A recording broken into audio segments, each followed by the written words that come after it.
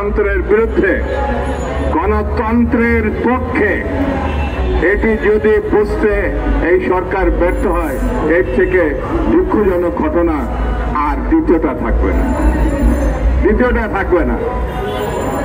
দীর্ঘ 15 বছরের যে লড়াই বেগম খালেদা জিয়ার নেতৃত্বে, এই দেশে বিরোধী রাজনৈতিক দলের নেতৃত্বে, ছাত্র দলের সহ প্রায় 4,000 প্রায় 5,000 নেতা কর্মী বিরোধী দলের বিএনপি এবং ছাত্র দল সহ অন্যান্য সংগঠনে তারা আত্মহত্যা দিয়েছে, তারা গুম হয়েছে, নিখোঁজ হয়েছে। এটা যদি বর্তমান সরকার না বুঝতে পারেন, তাহলে গণতন্ত্রের প্রতি তারা শ্রদ্ধাশীল, গণ আন্দোলনের প্রতি শ্রদ্ধাশীল, গণ অভ্যুত্থানের প্রতি শ্রদ্ধাশীল, এটি বলা যাবে না।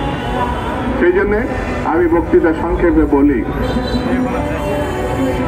আইয়ুব খানের দিকে তাকান, পালাইছে গণতন্ত্র না মানার কারণে। শেখ মুজিব একদল করার কারণে তার ভয়ঙ্কর বিপজ্জনক যুগান্তক ঘটনা ঘটেছে গণতন্ত্র না মানার জন্য। শেখ হাসিনা ক্ষমতায় ছিলেন, বাংলাদেশটা তছনছ করে ফেলেছেন, শুধু ক্ষমতার পূজারী, গণতন্ত্র মানেননি, তাকে পালাতে হয়েছে।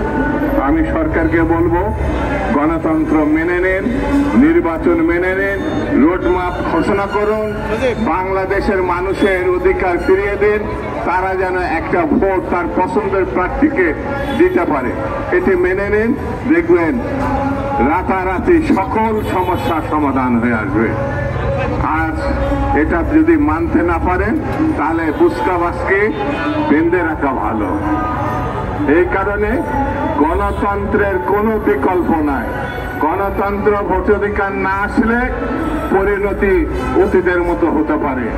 এই কথা আপনাদের বলতে আমাদের খারাপ লাগে, কারণ আপনাদেরকে ক্ষমতায় আমরা বসিয়েছি, বিএনপি বসিয়েছে, ছাত্র জনতা বসিয়েছে।